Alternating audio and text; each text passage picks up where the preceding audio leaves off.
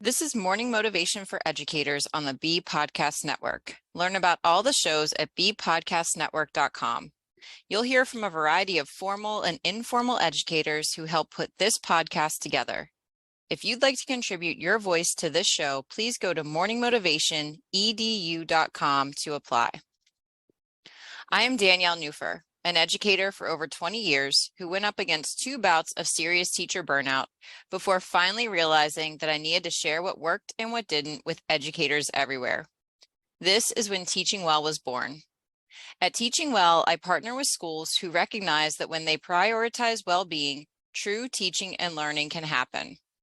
And there's nothing more integral to building this kind of school culture than finding ways to care for yourself in the midst of all the school day hustle and bustle.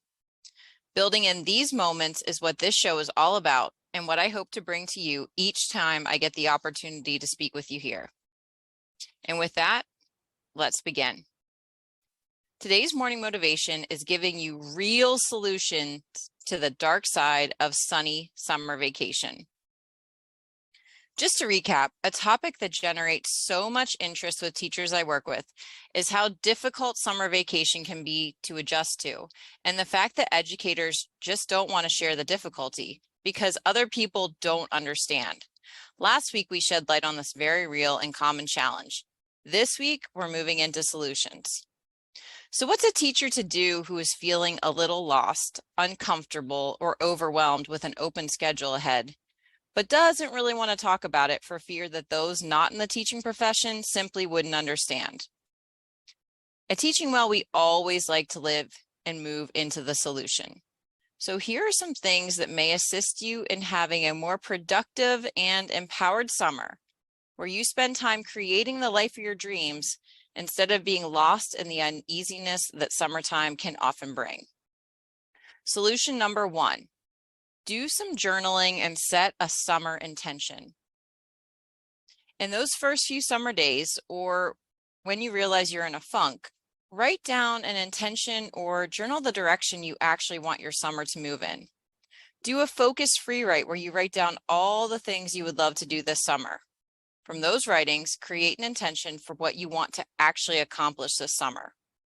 And then post it somewhere where you'll actually see it and look at it. Put it on a Post-it, put it on a mirror, put it as a reminder on your phone. Write that intention and keep it somewhere where throughout the summer you will see and be reminded of a simple intention that you have for how you want to spend this time. Solution number 2, start a morning routine. One of the best ways I've seen teachers create a summer like no other is through starting with a morning routine. This could look a little different for everyone, but it usually consists of a few activities that start you off feeling your best and set the tone for the day.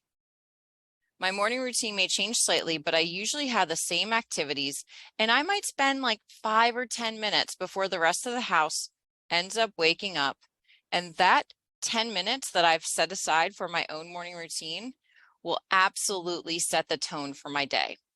Your morning routine in the summer can certainly look much different than your morning routine during the school year. So spend a little time figuring out what are your key ways that you want to start your day.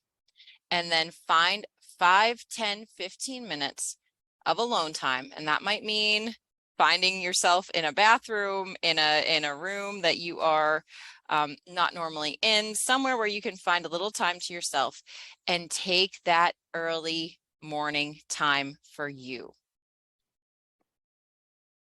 Solution number 3, create a daily or weekly scheduling framework. Because our days and weeks look so much different now that they look so much differently now, and it seems like there's so much more time.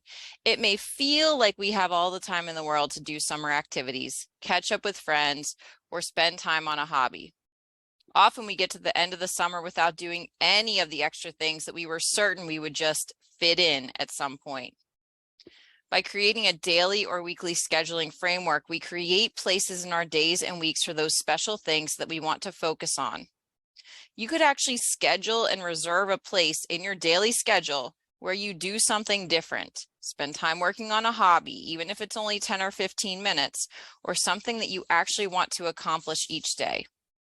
Remember that small steps in the direction of your goals will add up to big results. But keep this appointment with yourself, whether it be daily or weekly. If your goal is to live a summer like no other, you may have to do a bit of planning, but just a little bit. Hopefully these 3 ideas will have you finding a brighter side to those darker days of summer. So keep this motivation close to your heart today. May you know that even if you're feeling uneasy, small steps in the direction of your summer dreams will lead to brighter days. If this morning's motivation resonated with you, I'd love to connect more. You can find all the different ways we can partner together at teachingwell.life. And thanks for listening. Whatever role you have in education, we have a podcast for you at bpodcastnetwork.com. Who among your friends and colleagues needs to hear this message today? Please share it with them right now.